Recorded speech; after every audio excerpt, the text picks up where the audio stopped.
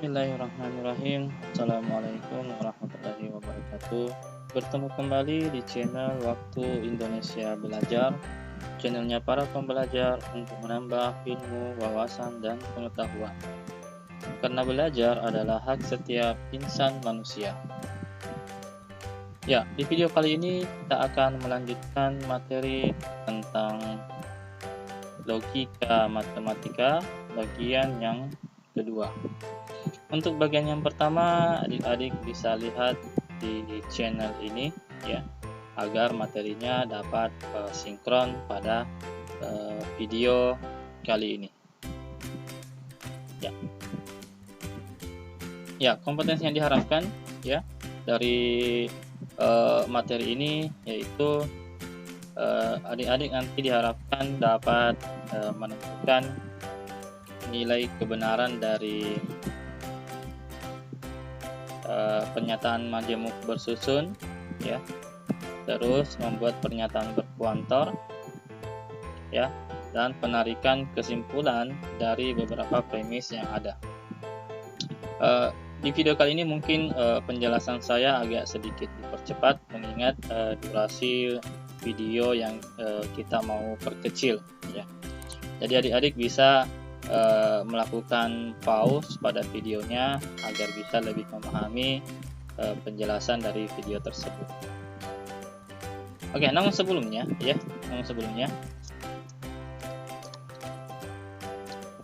ya, kita masuk lebih dahulu ke bagian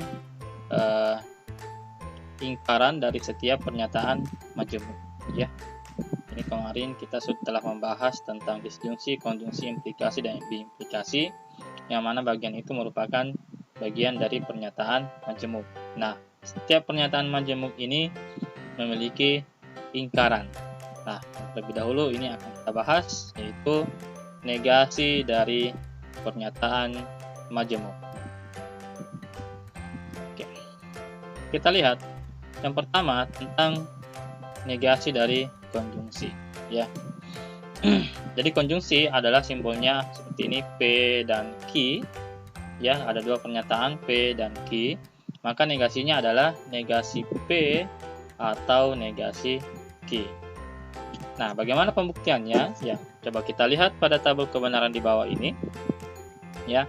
Ini adalah nilai kebenaran atau tabel kebenaran dari pernyataan P dan Q, yaitu benar, salah, salah, salah.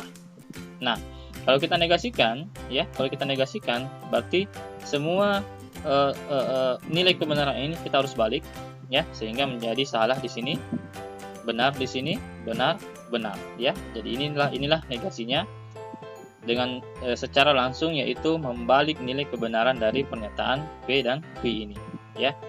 Nah, namun kita perlu juga membuktikan bahwa betul ya negasinya adalah negasi P atau negasi Q. Maka kita bentuk satu kolom seperti ini, negasi P atau negasi Q, yang mana negasi P ini kita ambil dari kolom ini ya, dan negasi Q kita ambil dari kolom ini.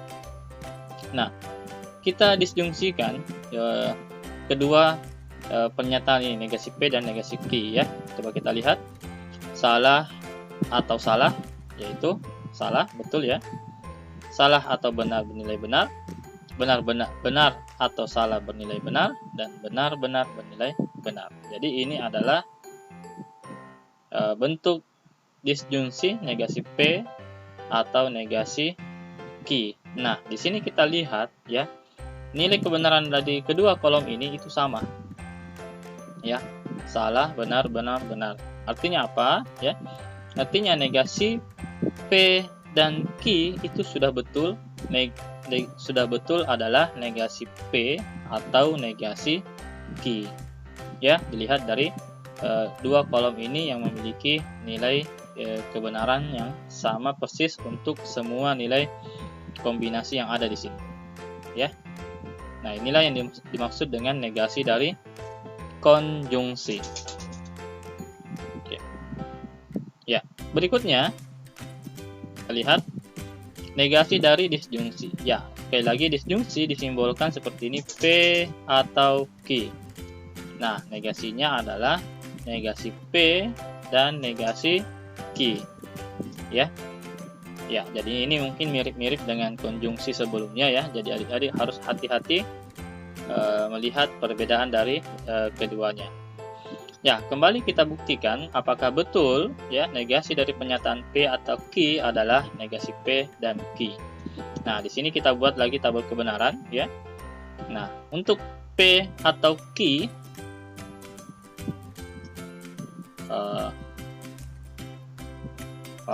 ini kayaknya ini yang keliru ya. Ini yang keliru. Ini yang keliru, ini harusnya tidak ada ya. Ini harusnya tidak ada. Ya. Oke. Kita lihat. Ya. Jadi ini P atau Q ya, ini P atau Q. Nah, coba kita lihat. Benar-benar bernilai benar, benar salah bernilai benar, salah benar bernilai benar, salah salah bernilai salah. Ya. Nah, lalu nilai kebenaran ini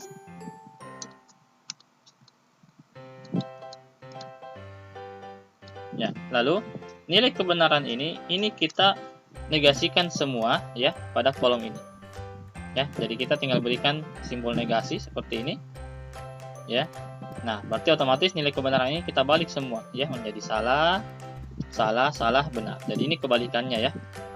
Oke, ini. Nah, hal yang sama kita buktikan untuk pernyataan ini.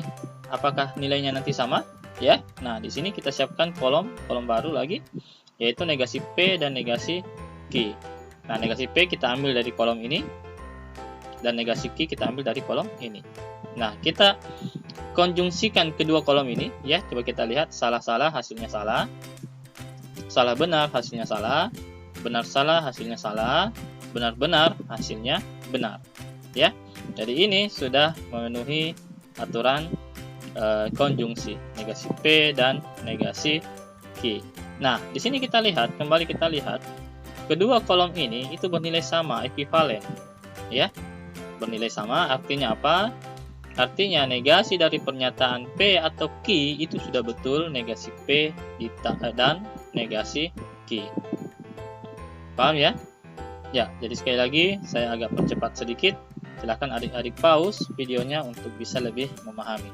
Ya, kalau perlu adik-adik silahkan berlatih membuat tabel kebenaran seperti ini untuk membiasakan adik-adik membuat atau mengisi tabel kebenaran yang dibutuhkan. Oke, ini yang kedua. Kita lanjut ke yang ketiga, yaitu negasi dari implikasi. Ya, implikasi adik-adik kita sudah pelajari pekan lalu ya. Jika P maka Q, seperti ini pernyataannya. Jadi negasinya dia adalah P dan bukan, atau P dan negasi Q. Jadi negasinya adalah P dan menggunakan konjungsi ya, konjungsi dan negasi Q. Nah, coba kita lihat. Jika P maka Q ya, sudah kita jelaskan minggu lalu nilai kebenarannya seperti ini ya. Dia hanya bernilai salah ketika kondisi seperti ini ya. Selebihnya benar ya. Nah, selanjutnya kita negasikan pernyataan ini dari kolom ini. Kita negasikan semua, maka benar ini menjadi salah, salah ini menjadi benar, benar ini menjadi salah, benar ini menjadi salah. Ya. Kita balik semua nilai kebenarannya. Nah, jadi kita dapatkan secara tabel kebenaran, kita dapatkan negasi dari pernyataan implikasi ini. Salah, benar, salah, salah. Nah, perlu kita cocokkan kembali dengan pernyataan ini, ya. Maka dibuatlah satu kolom baru, yaitu P dan negasi Q. Yang mana P-nya kita ambil dari kolom ini, ya. Negasi Q kita ambil dari kolom yang ini. Nah, kita coba konjungsikan, ya. Coba kita lihat. BS konjungsinya adalah salah, betul ya. BB benar-benar benar. Salah-salah, salah, salah benar, salah. Ya. Nah, artinya apa? Ini sudah betul, sudah mengikuti aturan konjungsi, ya. Dan ini juga sudah betul mengikuti aturan implikasi negasi, ya. Nah, di sini kita kembali lihat nilai dari keduanya itu sama persis, ya. Sama persis. Artinya atau disebut dengan ekuivalen, ya. Artinya apa? Ya, bahwa betul negasi dari pernyataan jika P maka Q itu adalah P dan bukan Q. Ya, karena memiliki nilai kebenaran yang sama persis. Ya, seperti inilah yang disebut dengan pembuktian dengan tabel kebenaran, ya. Oke, yang terakhir yang keempat, ya. Kita lanjut yang keempat. Oke, kita lanjut yang keempat, ya, yaitu negasi dari diimplikasi. Ya, kemarin pekan lalu juga kita telah melihat bagaimana bentuk negasi dari implikasi, ya. Ya, seperti ini, P jika dan hanya jika Q, ya. Negasinya adalah cukup panjang, ya. P dan negasi Q atau Q dan negasi P, ya. Jadi ini perlu diingat, ya. Hati-hati kebalik, ya, balik. Nah, di sini kita buktikan, ya. Kembali kita buktikan dengan menggunakan tabel kebenaran, ya. Kita langsung saja supaya lebih cepat. Ini adalah negasinya. Negasi dari P jika dan hanya jika Q, ya. Ini tinggal dibalik nilai kebenarannya dari kolom ini, ya. Ini tinggal kita balik, salah, benar, benar, salah, ya. Jadi ini negasinya kebalikan dari kolom P jika dan hanya jika Q.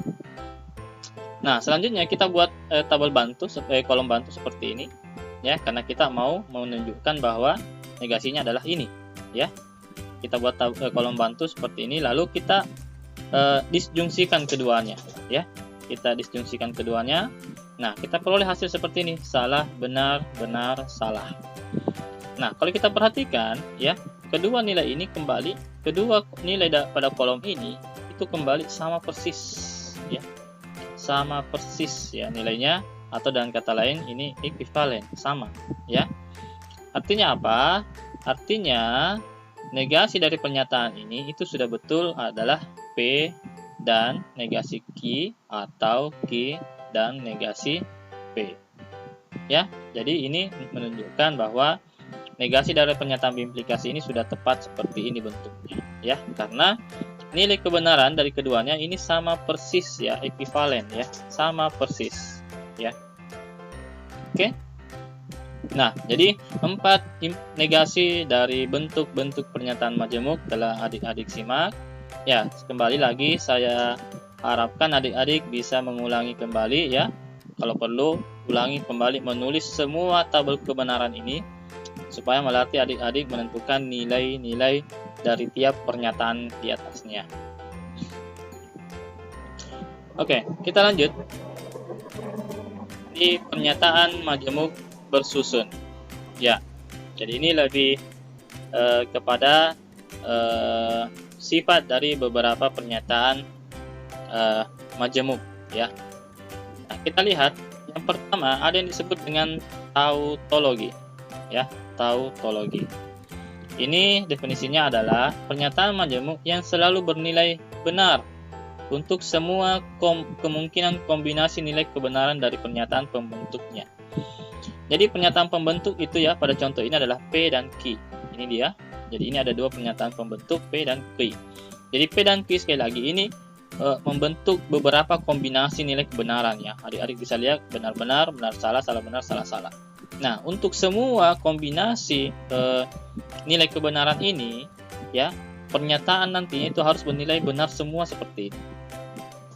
Ya, ketika dia benar semua seperti ini, ya, untuk semua kombinasi nilai kebenaran pernyataan pembentuknya, maka pernyataan ini itu kita katakan pernyataan yang bersifat tautologi. Ya, inilah yang disebut tautologi, ya. Nah, pernyataan P atau negasi P dan Q. Nah, untuk pembuktiannya silakan adik-adik lihat di sini, ya. Tidak perlu saya jelaskan tiap kolomnya, ya, karena cukup memakan waktu, ya. Silakan di pause, Anda adik-adik perhatikan betul tidak, ya, bahwa nilai kebenaran dari setiap kolom ini itu sudah sesuai dengan aturan dari pernyataan majemuk sebelumnya. Oke, ini yang pertama, kita lanjut. Yang kedua, ada yang disebut dengan kontradiksi. Ya, kontradiksi kembali yang selalu bernilai salah kebalikan dari tautologi yang pertama tadi. Ya. jadi kebalikannya, jika tautologi semua harus bernilai benar, maka kontradiksi semua harus bernilai salah untuk semua kombinasi nilai kebenaran dari pernyataan pembentuknya. Jadi sama, di sini ada dua pernyataan P dan Q, berarti ada 4 kombinasi pernyataan nilai kebenaran yang mungkin terjadi, dan keempat kombinasi nilai kebenaran ini semuanya harus memberikan nilai salah seperti ini. Ya, ketika dia memberikan nilai salah, maka pernyataan ini kita sebut pernyataan yang kontradiksi, ya.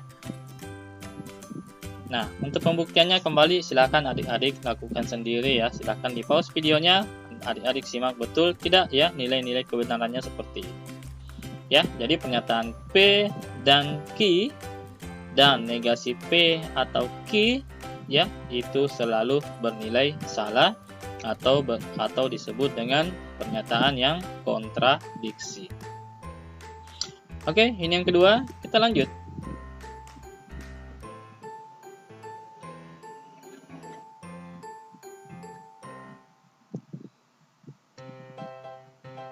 Ya, kita lanjut ke yang ketiga, yaitu tentang ekuivalensi ya, ekuivalensi ya. Dari kata dasar equival ya. Jadi di sini dikatakan atau ekuivalen ya. Dua pernyataan dikatakan ekuivalen jika kedua pernyataan tersebut memiliki nilai kebenaran yang sama. Ya, yang sama. Pernyataan P dan Q ekuivalen dengan P. Jadi ini simbolnya kurang lebih sebenarnya seperti ini ya. Jadi tidak lurus sama dengannya, tapi agak bergelombang ya, dinotasikan P ekuivalen dengan Q. Nah, contoh pernyataan yang ekuivalen ya, seperti ini, kita lihat. Negasi P atau Q, Anda perhatikan nilai kebenarannya, salah benar, itu ekuivalen dengan negasi P dan negasi Q ya, adik-adik bisa lihat nih pada tabel kebenaran. Nilainya sama persis ya. Jadi ini dikatakan dua pernyataan ini dikatakan ekuivalen ya, ekuivalen ya. Nah. Oke, jadi kembali silahkan disimak sendiri bagaimana bisa terbentuk nilai kebenaran dari ini ya. Kita lanjut ya. Ya. Namun sebelumnya jangan lupa like, subscribe dan share video ini, karena berbagi adalah bentuk nyata mensyukuri apa yang telah adik-adik peroleh. Oke, kita lanjut, yaitu tentang berikutnya adalah pernyataan berkuantor. Poin ke-6. Ya, pernyataan berkuantor. Kita lihat apa itu pernyataan berkuantor. Di sini ada definisi tentang kuantor itu sendiri terlebih dahulu ya. Kuantor, kita lihat, adalah istilah yang digunakan untuk menyatakan berapa banyak atau jumlah suatu objek di dalam suatu sistem. Ya, dalam suatu sistem. Jadi mungkin lebih tepatnya untuk mudah diingat quantity ya, quantity atau kuantor. Menyatakan jumlah ya. Nah, itu definisi dari kuantor. Nah, jadi definisi dari pernyataan berkuantor adalah pernyataan yang mengandung nilai suatu jumlah atau banyaknya objek. Jadi ada pernyataan, tapi di dalamnya dia mengandung suatu nilai jumlah, ya, atau banyaknya objek. Oke, jadi itu yang adik-adik perlu pahami terlebih dahulu definisinya. Nah, kuantor, pernyataan berkuantor itu sendiri itu terdiri dari dua, ya, yaitu universal dan eksistensial. Nah, kita akan bahas di slide berikutnya apa itu kuantor universal dan apa itu kuantor eksistensial. Oke, lihat definisinya. Kuantor universal ya, itu disimbolkan dengan ya huruf A terbalik ya, kurang lebih seperti ini. Ya. Ya ini dibaca untuk setiap ya. Jadi ini dibaca untuk setiap X atau untuk semua ya. Jadi dibaca seperti itu. Jadi ini sekali lagi dibaca simbol ini ya, simbol ini dibaca untuk setiap X atau untuk semua X ya, karena ada X, simbol X di depannya ya. Jadi kalau misalnya di sini simbol A berarti untuk setiap A ya, kalau di sini B berarti untuk setiap B ya. Nah, contohnya seperti ini. Semua mahasiswa STIMIK angkatan 2020 kuliah daring. Nah, coba kita lihat kata semua berarti ini menyatakan objeknya, objek di dalamnya berjumlah keseluruhan ya, semua. Oke, berjumlah keseluruhan. Pernyataan di atas ya, pernyataan ini itu ekuivalen dengan pernyataan implikasi. Nah, jika X adalah mahasiswa STIMIK angkatan 2020, maka X melakukan perkuliahan daring.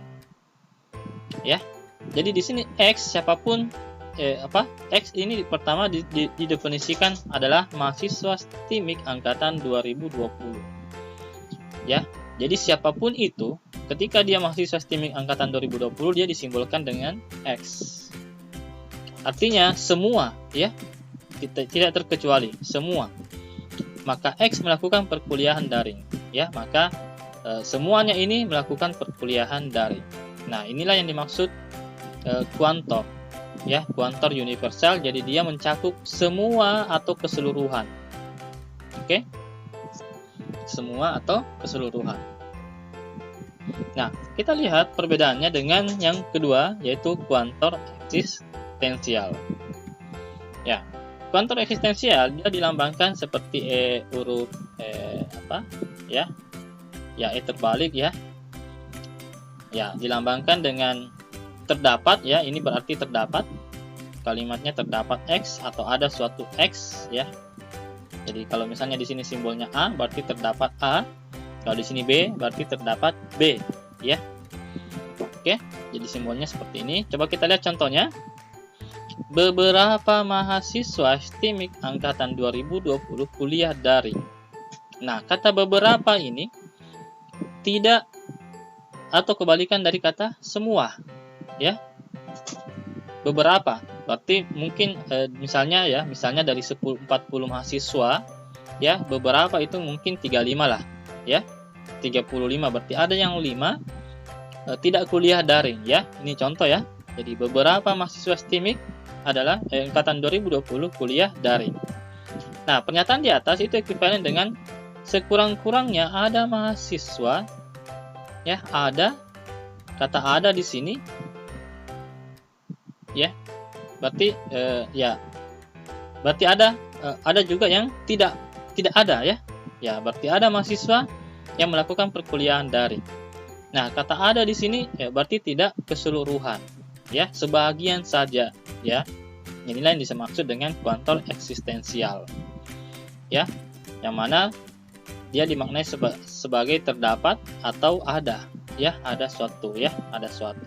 Oke, saya harap bisa dibedakan ya, kuantor universal dan kuantor eksistensial ya. Kuantor universal itu mencakup keseluruhan atau semuanya, sementara kuantor eksistensial hanya mencakup beberapa atau sebahagian saja ya. Jadi jumlah objeknya tidak semua ya. Oke, ini untuk pernyataan berkuantor ya. Kita lihat ya, karena pernyataan berkuantor ini memiliki nilai kebenaran ya, maka tentunya juga memiliki ingkaran atau negasi ya. Jadi sekali lagi di awal kita telah jelaskan bahwa setiap pernyataan ya itu memiliki ingkaran atau negasi. Nah, begitu pula untuk pernyataan berkuantor ya, juga memiliki ingkaran. Nah, untuk ingkarannya ya diberikan oleh teorema De Morgan ya, teorema De Morgan ya. Nanti adik-adik bisa cari seperti apa itu teorema De Morgan ya. Oke, saya langsung jelaskan saja ya, seperti ini.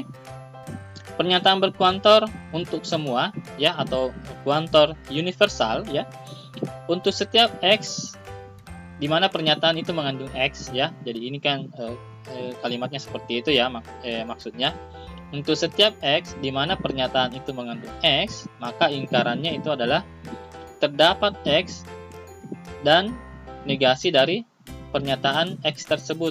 Ya, ini coba lihat nih, ada kata negasi ya, ada simbol negasi di sini, simbolnya seperti ini. Ya, jadi ingkarannya itu adalah untuk setiap X ini kita ingkari menjadi terdapat X, terus pernyataan PX itu kita ingkari juga dengan negasi PX. Jadi kedua-duanya diingkari, ya. Oke. Jadi untuk setiap X-nya, kuantor universalnya itu kita ingkari dengan kuantor eksistensial, ya. Dan pernyataan PX-nya itu kita negasikan pernyataan tersebut, pernyataan PX tersebut. Oke. Ya. Nah, kalau misalnya dalam bahasa Indonesia semua X adalah Y seperti ini, ya. Maka ingkarannya beberapa X bukan Y. Jadi kata semua, ya, kata semua sekali lagi kita ingkari. Kata semua kita ingkari adalah kata semua ini, semua X kita ingkari dengan beberapa X. Ya. Jadi kata untuk setiap ini itu kita ingkari dengan ini, ya. Nah, jadi semua X menjadi beberapa X adalah Y menjadi bukan Y, ya. Jadi pernyataan PX kita ingkari dengan bukan PX, ya. Jadi seperti ini. Atau ya, karena ini bentuk kalimat, tidak semua X adalah Y. Ya, tidak semua X adalah Y. Berarti ada beberapa X. Ya, jadi kata semua X adalah Y diingkari menjadi tidak semua X adalah Y. Oke, ini untuk pernyataan berkuantor universal.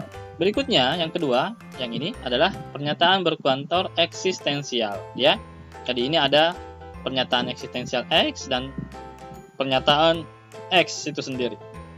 Ya, jadi ini kata terdapat atau beberapa X pada pernyataan X, PX, ya. Nah, sama halnya setiap ini kita ingkari, terdapat ini kita ingkari menjadi semua. Terus pernyataan PX ini kita ingkari menjadi negasi PX. Jadi kedua-duanya kita ingkari, ya, sama halnya dengan yang pertama tadi. Semua kedua-duanya diingkari. Nah, coba kita lihat contohnya. Misalnya ya, beberapa X adalah Y. Kata beberapa kita ingkari menjadi semua X. Karena di sini Y, berarti di sini kita ingkari juga bukan Y. Ya. Jadi setiap pernyataannya diingkari juga, ya, sesuai pernyataan atau sesuai dengan teorema De Morgan ini, ya. Oke, atau boleh juga kita menuliskan kalimat seperti ini, tidak ada X yang merupakan Y, atau jika A adalah X maka A bukan Y, ya. Nah, ini hanya kalimat pengembangan dari ini. Oke. Ya, silahkan disimak kembali, ya. Silahkan disimak kembali untuk lebih memahami maksud dari pernyataan berkuantor beserta ingkarannya pada tabel ini. Ya, kita lanjutkan. Oke, sini ada contoh pernyataan berkuantor, ya. Ya, coba kita lihat ya. Bagian A, contohnya semua makhluk hidup akan mati. Semua ini berarti kuantor universal. Ya. Makhluk hidup akan mati, ini adalah pernyataannya, ya. Pernyataannya, ya. Jadi ini kuantornya, makhluk hidup akan mati ini, ya, makhluk hidup akan mati ini pernyataannya, ya. Ini pernyataannya. Oke, kita lihat negasinya adalah kata semua kita ingkari menjadi beberapa makhluk hidup, ya. Akan mati kita ingkari juga tidak akan mati, ya. Oke, jadi sesuai aturan De Morgan, kata semua kita ingkari, pernyataannya juga kita ingkari, ya. Jadi kata semua beberapa makhluk hidup akan mati menjadi makhluk hidup tidak akan mati, ya. Jadi ini dia. Atau boleh juga dengan kalimat yang lain, tidak benar bahwa semua makhluk hidup akan mati, ya. Tidak benar bahwa semua makhluk hidup akan mati, ya. Oke, bisa juga seperti ini, ya. Kita lihat yang kedua. Contoh yang kedua, beberapa mahasiswa memakai laptop. Beberapa ini adalah kuantor eksistensial, ya. Ini beberapa, terus ini pernyataannya mahasiswa memakai laptop. Kita lihat negasinya, yaitu beberapa kita ganti menjadi semua, ya, negasi ya. Mahasiswa memakai laptop berarti mahasiswa tidak memakai laptop. Ya. Jadi kata memakai kita negasikan juga dengan menambahkan kata tidak, ya. Atau dalam kalimat yang biasa tidak benar bahwa beberapa mahasiswa memakai laptop. Ya. Jadi tidak benar bahwa beberapa mahasiswa memakai laptop, ya. Oke. Oh ya, mungkin jika dituliskan ya, mungkin terdapat misalnya seperti ini, anggaplah dia X ya, mahasiswanya itu adalah memakai laptop adalah X ya, maka ini menjadi seperti ini, negasi X ya, gitu ya. Nah kalau yang ini langsung saja, kalau yang ini negasi dari ya seperti ini. Oke, untuk yang ketiga ya, ya sama halnya dengan ini tadi. Untuk setiap ya anggaplah dia X ya, makhluk hidup akan mati, maka negasinya jadi terdapat beberapa atau makhluk hidup itu tidak X negasi X ya, tidak akan mati. Ya kalau yang ini kan langsung saja ya, ini tidak benar bahwa semua makhluk hidup akan mati. Jadi seperti ini penyimbolannya ya. Oke. Kita lanjut. Ya, bagian yang terakhir yaitu tentang penarikan kesimpulan. Ya, tentang penarikan kesimpulan. Nah, di sini ada beberapa istilah yang adik-adik perlu tahu terlebih dahulu ya. Jadi premis ini adalah pernyataan ya. Jadi premis nanti bisa ada beberapa. Jadi pernyataan yang disusun. Terus konklusi kesimpulan. Ya, ini kesimpulan. Ini pernyataan ya. Nah, ini kesimpulan. Dan argumen ini ya gabungan keduanya. Gabungan implikasi keduanya ya. Keduanya. Ya. Pola-pola penarikan kesimpulan dikenal ada 3 ya. Namun nanti adik-adik bisa kembangkan sendiri ya dari ketiga pola penarikan kesimpulan ini. Ada modus ponens, modus tollens, dan prinsip silogisme. Nah, kita akan coba jelaskan ketiga pola penarikan kesimpulan ini. Oke, kita lihat.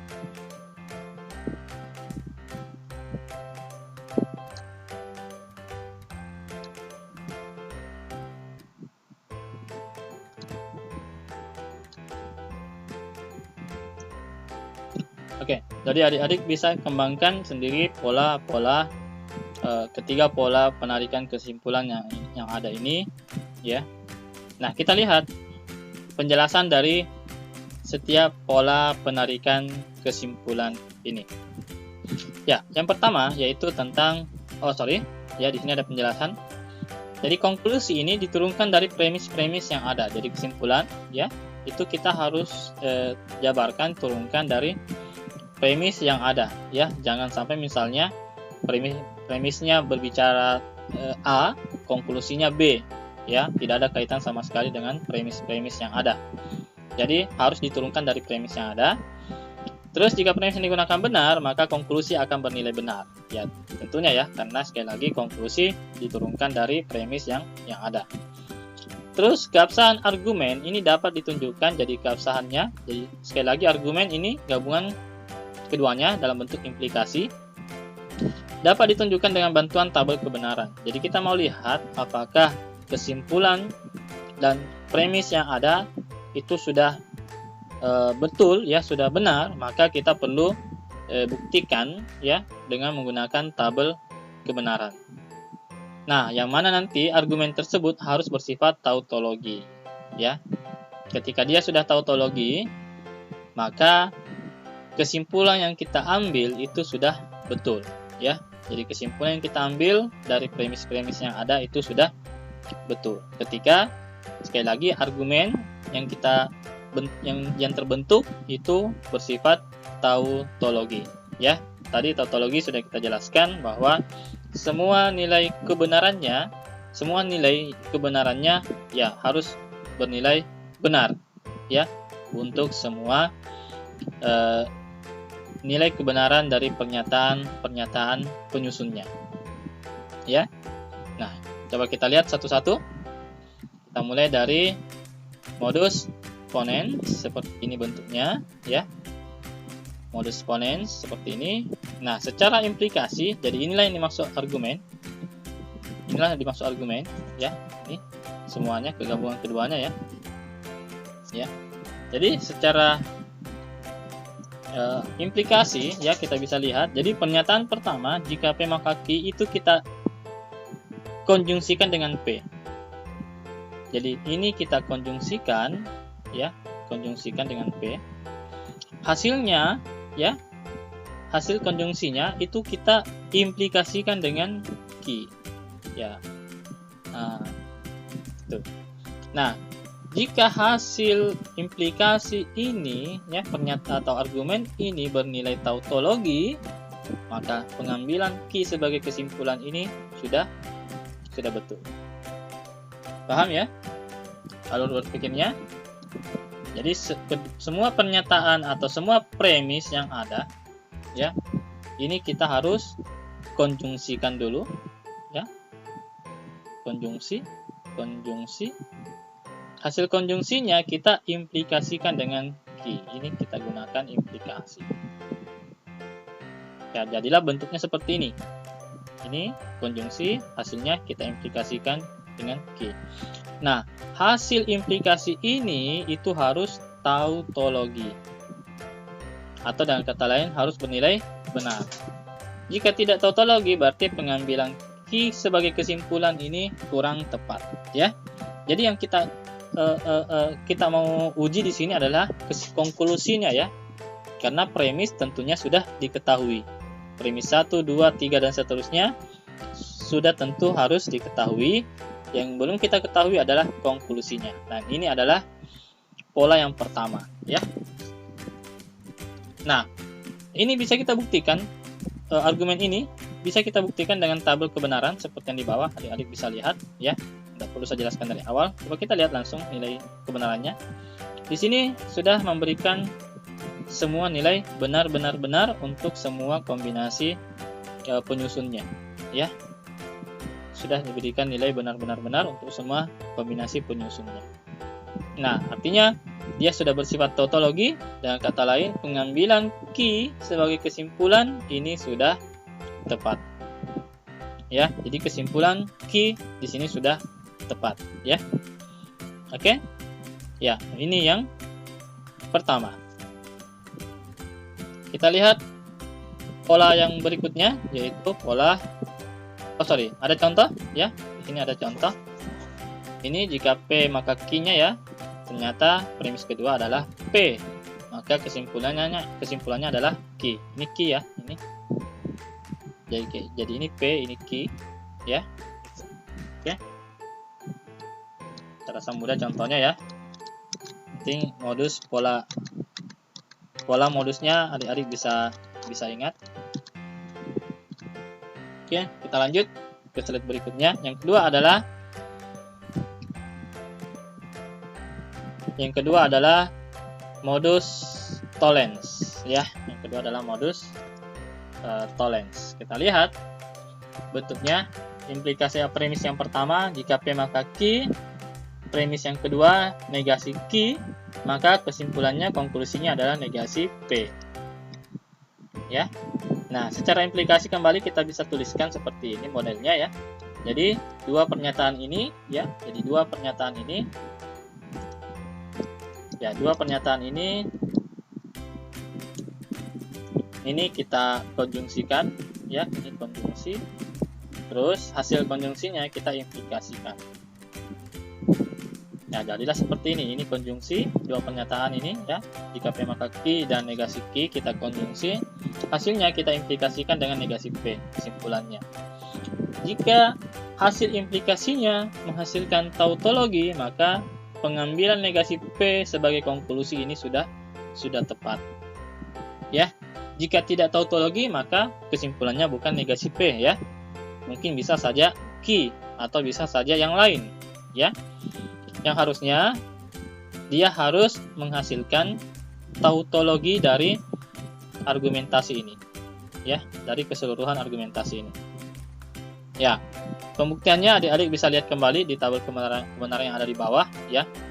Ini cukup panjang jika mau dijelaskan satu-satu ya. Adik-adik bisa pause videonya, terus coba cek satu persatu sudah betul tidak ya, bahwa nilai kebenaran dari ini semuanya bernilai benar dari tabel ini ya.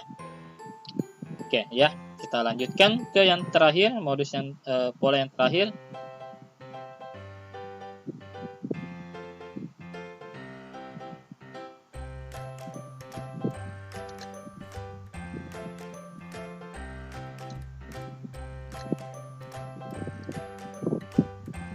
Oke, ya, ini adalah modus atau pola yang kedua, ya, modus tollens. Ya, adik-adik silakan buktikan bahwa semua nilai kebenarannya di sini itu bernilai benar. Ya, silakan dibuktikan. Ya, kita lihat contoh. Ya, ini adalah contoh dari pola penarikan kesimpulan yang kedua, ya. Jika hari hujan, ini adalah P, maka cuaca dingin, ini adalah Q. Terus premis yang kedua, cuaca tidak dingin, berarti negasi Q. Maka kesimpulannya yaitu apa? Negasi hari tidak hujan atau negasi P ya. Ini kesimpulannya. Oke, hari tidak hujan ya. P itu kan hari hujan, berarti negasinya adalah tidak hujan. Ya, kita lanjut ke pola yang ketiga yaitu silogisme. Nah, untuk silogisme ini cukup panjang tabelnya ya, karena di sini ada 3 pernyataan yang digunakan, yaitu P, Q, dan R ya. Nah, di video sebelumnya sudah dijelaskan ya bagaimana membentuk tabel kebenaran untuk pernyataan yang pernyataan lebih dari 2 ya. Oke, tidak apa-apa saya tuliskan kembali. Jadi diambil dari rumus 2 pangkat N, di mana N itu menyatakan pernyataannya ya. Jadi kalau 3, 2 pangkat 3 sama dengan 8. Nah, jadi ini ada 8 nilai kebenaran yang ada di sini ya, 8 kombinasi. Oke, kembali kita lihat ya.